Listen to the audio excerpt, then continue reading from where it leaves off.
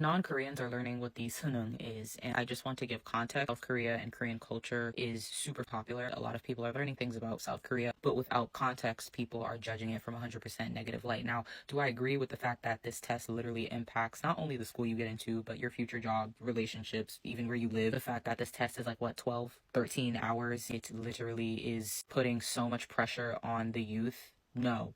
I think that's bad. However, a lot of people in the comments were completely judging without critical context. South Korea's society is rooted in Confucianism, and a very big part of Confucianism is education. This became more of a thing during the Joseon dynasty in Korea, graded Neo-Confucianism. During this period, the highest social class was called the Yangban. The only way to get into this class was through the civil service examination. The way to change your life and get into these higher classes was through education. That was the only way. This is straight out of this book.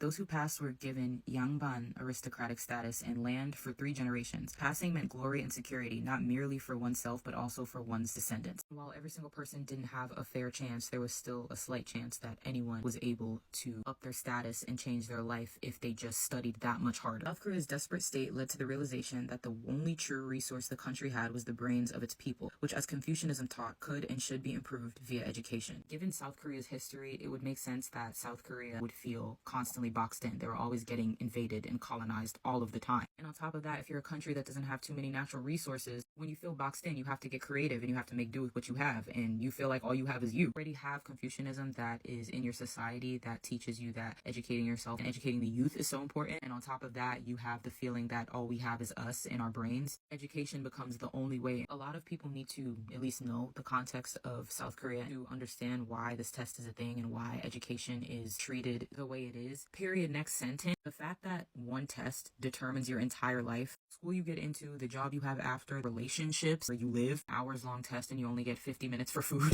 It's grueling, and to put that much pressure on kids, I'm a foreigner. I'm on the outside looking in. It is a miracle that South Korea is in the current state that it's at. For a war-torn country in 1953, for them to industrialize within 30 to 40 years is amazing. That does not come without putting insane amounts of pressure on your people. Because of that, you have the pali-pali culture, fast, quick culture, which creates big companies like Samsung and creates the fact that South Korea has like the best internet in the world, which is cool and great. But putting that much pressure on your people is not healthy at all. Given the history of South Korea, they're so scared of being in a vulnerable place. They don't want to slow down. Not slowing down and letting up at least a little bit of the intense and insane amounts of pressure that the country is putting on its people, it's killing them. I just think if South Korea let up like 5%, mental health would be at least a little bit better. People would be happier.